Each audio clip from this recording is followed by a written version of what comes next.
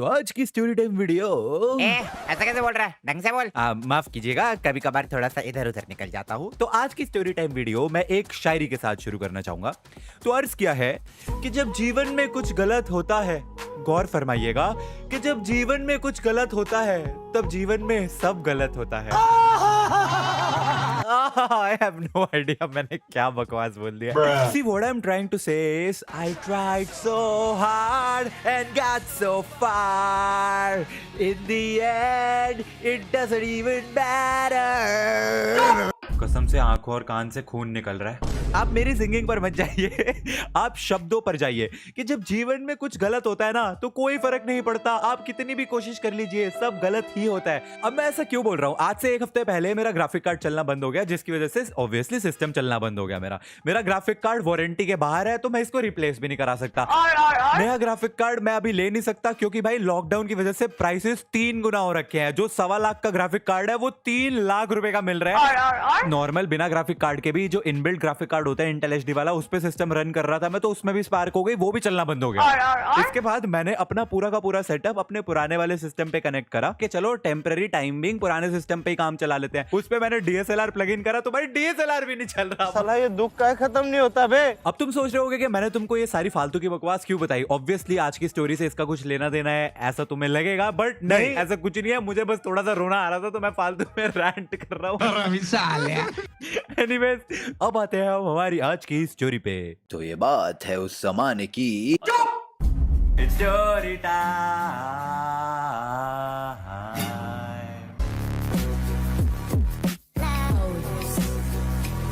तो तुम्हें याद होगा आज से कई वर्ष पहले एक ऐसा वक्त था जब इंसान बाहर घूम फिर सकते थे। हम हमेशा से ऐसे अपने घरों में कैद नहीं थे। जी हाँ, ये उस समय की बात है। तो 8 बजे ना रात को मेरी बॉक्सिंग की क्लास हुआ करती थी एंड 7:45 पे मैं अपने घर से निकला और मैं नीचे गया। गेट पे मैं पहुंचा हूं एंड वहां पे गेट कीपर जो है हमारे अपार्टमेंट का, वो मुझे कहता है कि अरे भाई यार, वो वहां पे बाहर बच्चा एक खड़ा हुआ है, तुझसे कब से मिलने की कोशिश कर रहा है, जा उससे मिल ले। तो मैंने देखा अपार्टमेंट के गेट के बाहर एक लड़का खड़ा हुआ था। मेरे को देखते ही वो लड़का ऐसा भागते आया और ऐसा आके मेरे को हक करके, थोड़ा सेंटी सा था यार वो लड़का।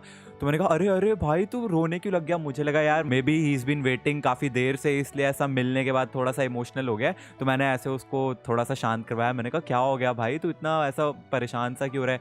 तो उस लड़के का नाम हम इस वीडियो के लिए बोलते हैं हल्दीराम, क्योंकि मेरे सामने हल्दीराम का एक रैपर पड़ा हुआ है, इसलिए हल्दीराम। फिर मैंने हल्दीराम को शांत करवाया एंड मैंने बोला यार मेरी तो क्लास का टाइम हो रहा है तो मुझे निकलना पड़ेगा, तो आजा जल्दी से फोटो वगैरह खींच लेते हैं। वो कह रहा है भैया मेरे पास फोन ही नहीं है फोटो खींचने के लिए। लाइक ओके, मैंने कहा चल ठीक है फिर मैं जाता हूँ। कह रहा हाँ आप जाओ, मैं वेट कर लेता हूँ यहाँ पे। मैंने कहा यार वेट क्यों कर लेता हूँ, मतलब अभी तुझसे बातचीत कर ली मैंने, हम मिल लिए, अब तू घर जा। वैसे भी मेरे को जिम से वापस आते आते 10 बज जाएंगे, कम से कम 2 घंटे लगेंगे, तो 2 घंटे यहाँ पे क्या करेगा? वो सामने से कहता है मेरे पास और कुछ है ही नहीं करने को, आप जाओ मैं यहीं वेट कर रहा हूँ। मैंने कहा भाई एम ही कुछ भी बोली जा रहा है। ऊपर से मेरा जो जिम का पार्टनर था वो अपनी गाड़ी में बैठा हुआ अपार्टमेंट के गेट के बाहर भाई हॉर्न मारी जा रहा है। तो मैंने उसको बोला कि चल ठीक है ब्रो मैं निकलता हूँ एंड मैं उसके बाद अपनी जिम की क्लास के लिए चला गया। 10 बजे जैसे ही मैं अपार्टमेंट में एंटर करने लगा हूँ, हल्दीराम अभी भी वहीं पे खड़ा हुआ था। लाइक एक सेकेंड, तब तो मेरे को लग रहा था ये बच्चा ऐसे ही बोल रहा है, मजाक में बोल रहा है कि मैं यहीं आपकी वेट करूंगा, बट ये एक्चुअली में सीरियसली यहीं पे बैठा हुआ है। एंड वो साइकिल लेके आया हुआ था, उसने अपनी साइकिल ऐसा दीवार के वहां पे सटा रखी थी और गार्ड भैया के साथ वाली सीट पे बैठा हुआ है ऐसा सर झुका के एकदम। मैंने कहा भाई हल्दीराम तू अभी तक यहीं पे है? कह रहा भैया मैंने आपको बताया तो था कि मेरे पास और कुछ है ही नहीं करने को, मैं कहाँ जाऊँ? इसके बाद जो बात बोली ना उसने मेरे को, आई स्वेयर मेरी ना फट गई कसम से, मेरे को गूज़बम्स आ गए।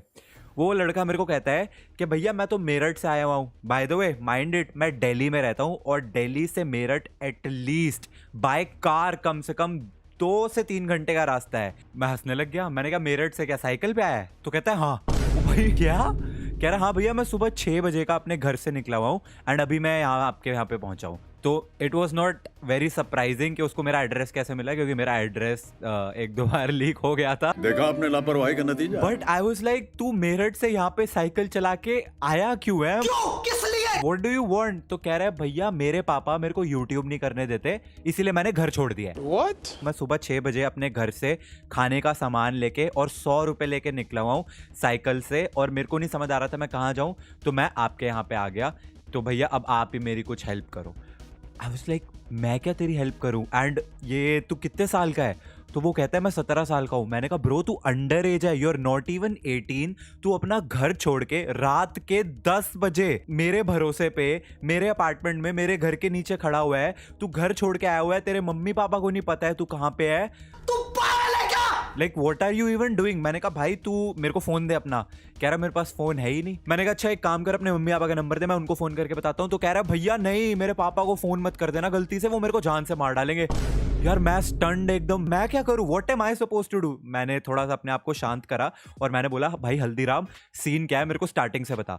तो कहता है भैया मैं GTA 5 फोन पे खेलता था, उसकी वीडियोस डालता था यूट्यूब पे, मेरे एक हफ्ते में 200 सब्सक्राइबर्स हो गए थे, बहुत बढ़िया ग्रो कर रहा था चैनल, लेकिन मेरे मम्मी पापा जो है वो यूट्यूब के खिलाफ हैं और मेरे भाई ने ना चुगली कर दी कि बड़ा भाई चैनल चला रहा है। तो मेरे पापा को जब ये बात पता चली उन्होंने मेरा चैनल ही डिलीट कर दिया, मुझसे मेरा फोन भी छीन लिया।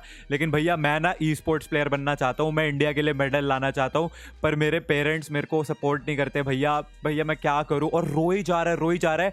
एंड फिर कहता है इसीलिए मैंने गुस्से में आके घर ही छोड़ दिया। सबसे पहले तो मैंने जोर का एक फेस पाम करा, लेकिन फिर मैंने इस लड़के को समझाया। मैंने कहा भाई एक बात बता, तेरे पेरेंट्स जो है वो थोड़ी सी पुरानी थिंकिंग के हैं? कह रहा है हाँ भैया।